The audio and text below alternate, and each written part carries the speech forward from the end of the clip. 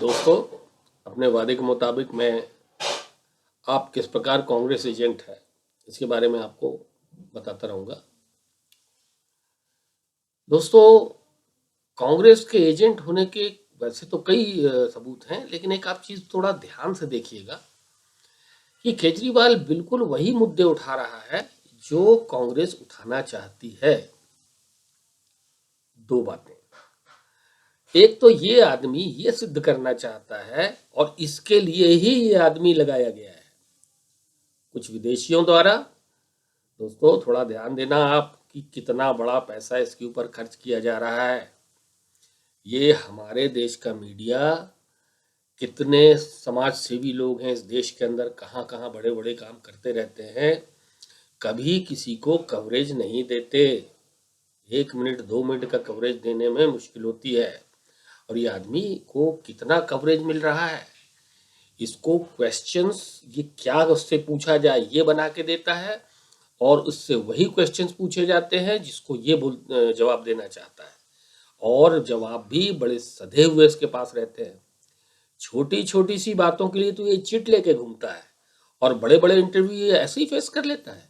छोटी छोटी बातें देखिए, इसके हाथ में हमेशा एक चिट रहेगी, क्योंकि ये बहुत ही, मुझे दोस्तों कभी कभी तरस आता है कि ये ऐसा आदमी आईआरएस में सिलेक्ट कैसे हुआ, ये आदमी आईआईटी में सिलेक्ट कैसे हुआ, क्योंकि इसका कोई स्तर नहीं है, बौद्धिक स्तर भी नहीं है। ये एक धूर्त व्यक्ति है, ये एक धूर्त व्यक्ति है, हमेशा आप ध्यान रखना। देखिए, चलिए अभी हम आप इस बात पे आते हैं कि ये आदमी गुजरात का दौरा करने गया है। इस देश के यदि लोगों से इसको प्रेम है, उड़ीसा क्यों नहीं गया, ये बिहार क्यों नहीं गया? इसको ये प्रोजेक्ट किया जा रहा है इस देश के अंदर कांग्रेस और विदेशियों के पैसे से कि ये नरेंद्र मोदी के बराबर से खड़ा हो सकता है, या ये नरेंद्र मोदी और केजरीवाल के बीच में टक्कर। ये तो काफी दिन से महीने भर ये ले लिया था इन्होंने अपना, और एजेंडा बना करके मीडिया चल रहा है। अभी जो है, इस आदमी को बहुत कस के पैसा इसके ऊपर खर्च किया जा रहा है और इसको सपोर्ट मिल रहा है। आप देखिए, कांग्रेस ने गुजरात के इलेक्शन के समय पे बार बार कहा कि यहाँ कोई विकास नहीं हो रहा है, सब झूठे दावे हैं। दोस्तों, कहीं पर भी किसी ना किसी प्रकार की कमी रहती है और इसका इंफॉर्मेशन इसकी कांग्रेस के लोग दे रहे हैं। और दोस्तों, जिन अस्पतालों में या जिन ऑफिसेज में ये जा रहा है, आप एक बात कभी मत भूलिए, आज इस देश का कर्मचारी, चाहे वो सेंट्रल गवर्नमेंट का हो और चाहे स्टेट गवर्नमेंट का हो, इन कर्मचारियों के 80% लोग भर्ती किए गए हैं कांग्रेस के समय पर। और ये जो भ्रष्टाचार अगर कोई कर्मचारी करता है या काम चोरी करता है, तो ये कांग्रेस की देन है। ये जो आधार बुनियाद बना के गई है कांग्रेस, अभी ज्यादा उस विषय पर नहीं बोलूंगा, अभी थोड़ा सा ध्यान दे। ये कुछ जगह जाता है, इसको पहले से इंफॉर्मेशन दी जा रही है। यूनियंस, वहां पे ट्रेड यूनियंस में कांग्रेस की अच्छी घुसपैठ है। अगर इसको मिला है कि कहीं किसी अस्पताल में बिस्तर नहीं था और ये नहीं था वो नहीं था, तो इसको बकायदा कहीं से समाचार दिए गए हैं और वहां का कर्मचारी इससे कोऑपरेट कर रहा है। दोस्तों, कितने शर्म की बात है, गांधी के उस आश्रम में काम करने वाले लोग कितने घृणित, कितने निकृष्ट हैं, और ये सब कांग्रेसी है। ये कांग्रेसियों के समय के भर्ती किए हुए हैं, लाइफ लॉन्ग बूढ़े किसी काम के जो नहीं होते हैं वो जाकर के उन आश्रम में बैठ जाते हैं।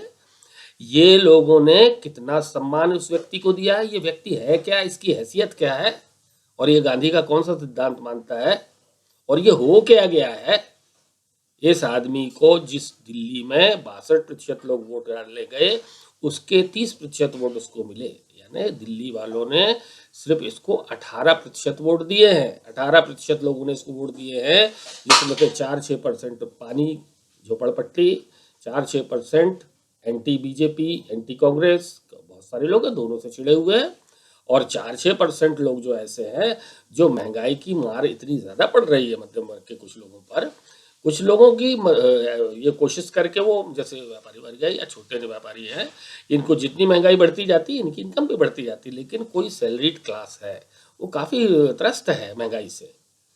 इस आदमी को ये नहीं भूलना चाहिए कि इसके सारे कांग्रेस के भ्रष्टाचार के बाद, महंगाई के बाद, सब कुछ होने के बाद इसको सिर्फ 18% लोगों ने चुना था। यानी इस देश के जिस व्यक्ति को 18 लाख लोगों ने सिर्फ वोट दिया है, वो इतनी बड़ी महान आत्मा बन गया देश में जहां जा रहा है।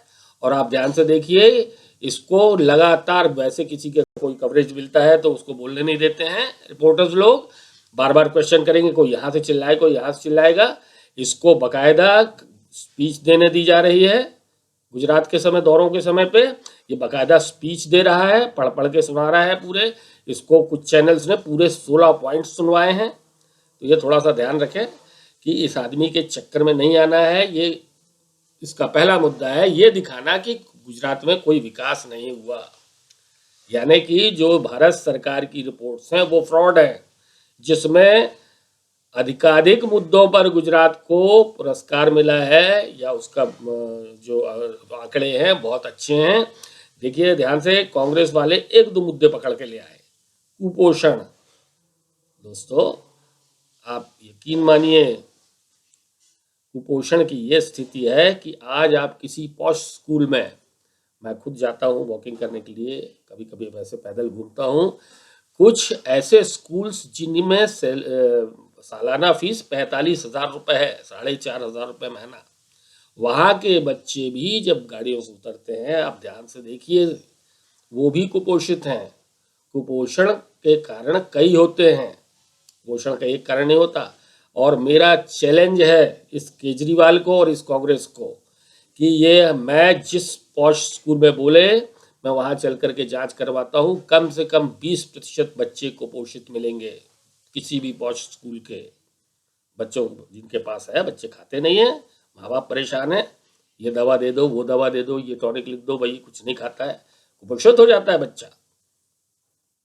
कुपोषण के लिए अगर बात करना है तो ये देखो कि गुजरात में दूध की उपलब्धता प्रति व्यक्ति प्रति परिवार कितनी है, और ग्रामीण क्षेत्र में या जहाँ ये कुपोषण का शिकार बता रहे हैं वहाँ पर दूध क्या भाव है और वहाँ के व्यक्ति की औसत मजदूरी क्या है।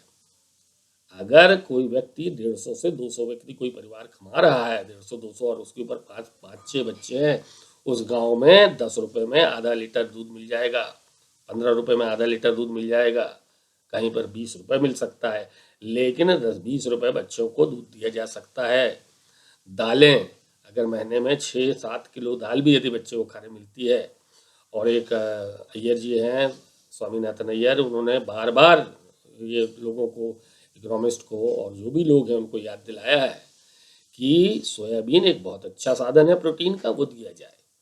दोस्तों, कुपोषण जैसा एक छोटा सा मुद्दा कोई पकड़ लेना, ये धंधा जो कांग्रेस कर रही थी वही ये व्यक्ति कर रहा है। इसलिए थोड़ा सा आप लोग ध्यान दें और सावधान रहें।